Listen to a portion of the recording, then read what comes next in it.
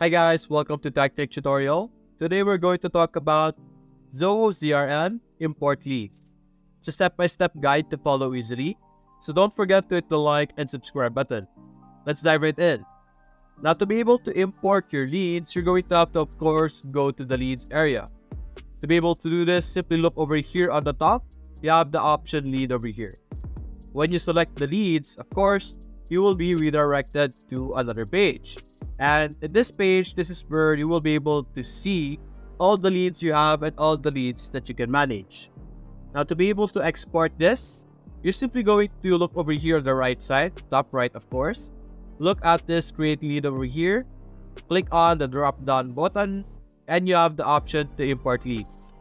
When you select this, once again, you will be redirected, and you have the option to import it through CSV or XLSX or from other CRMs that you are using. So that's basically it. Hope you enjoyed the video. Please leave a like and subscribe. Thanks for watching.